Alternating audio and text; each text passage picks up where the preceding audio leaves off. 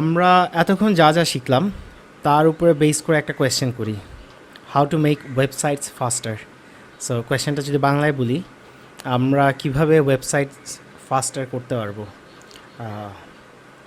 So এটা হতে পারে হচ্ছে সার্ভার থেকে ডেটা এসে খুব ফাস্ট লোড হবে আমার ওয়েবসাইটটা।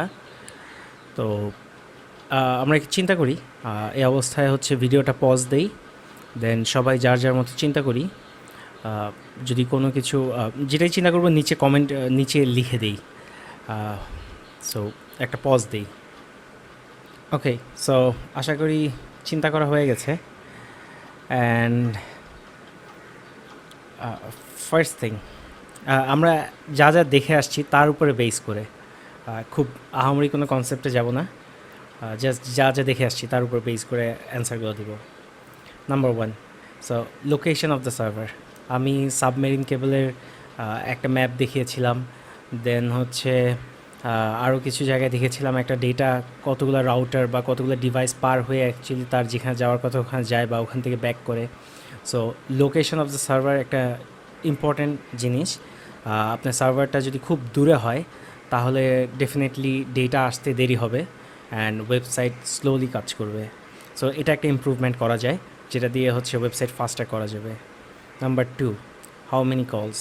ওকে, সো এখন আমরা ডেটা রিলেটেড কলসগুলো নিয়ে কথা বলবো না, বাট আমরা হচ্ছে HTML CSS জাভাস্ক্রিপ্টের কথা বলি। আমি হয়তো সব জায়গায় দেখিয়েছিলাম হচ্ছে 3টা file, but actually multiple HTML হতে পারে, মাল্টিপল CSS হতে পারে, মাল্টিপল জাভাস্ক্রিপ্ট হতে পারে। সাধারণত একটা পেজে একটাই HTML থাকে, বাট একটা HTML এর মধ্যে হচ্ছে মাল্টিপল CSS থাকতে পারে, মাল্টিপল জাভাস্ক্রিপ্ট থাকতে পারে। সো আমি কতগুলো ডেটা আনতেছি তার উপরে ডিপেন্ড করে ওয়েবসাইটের স্পিড বা লোড টাইম। এটা একটা জিনিস। নেক্সটটা দেখি, ফাইল সাইজ। এটাও প্রথম দিকে বলেছিলাম। সো আমার HTML CSS জাভাস্ক্রিপ্ট যদি আমার ফাইল সাইজ অনেক বড় হয় তাহলে কিন্তু ওভার দ্য ইন্টারনেটে আসতে সময় লাগবে। সো তখন দেখা যাচ্ছে যদি আমরা যদি ফাইল সাইজ কমাতে পারি কোনোভাবে, তাহলে কিন্তু আমার ওয়েবসাইট ফাস্টার হয়ে যাবে। And last concept, caching.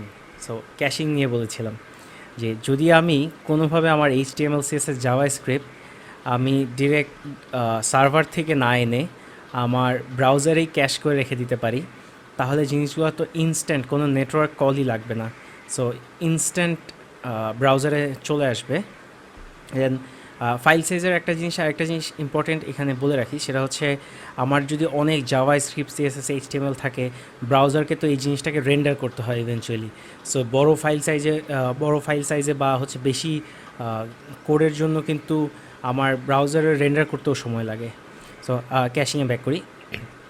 So আমার যদি ফাইলগুলো হচ্ছে আমার ব্রাউজারে থাকে তাহলে কিন্তু ইমিডিয়েটলি লোড হয়ে যেতে পারবে।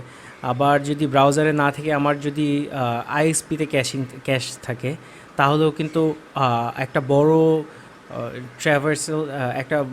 ট্র্যাভার্সাল স্কিপ করতে পারবে।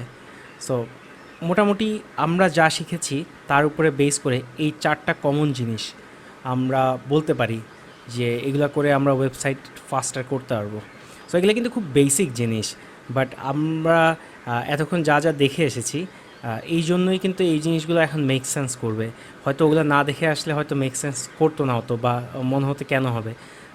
সো এখন জিনিসগুলো আশা করি বুঝতে পারবেন। সো এই টিউটোরিয়ালটা এই পর্যন্তই। Thank you.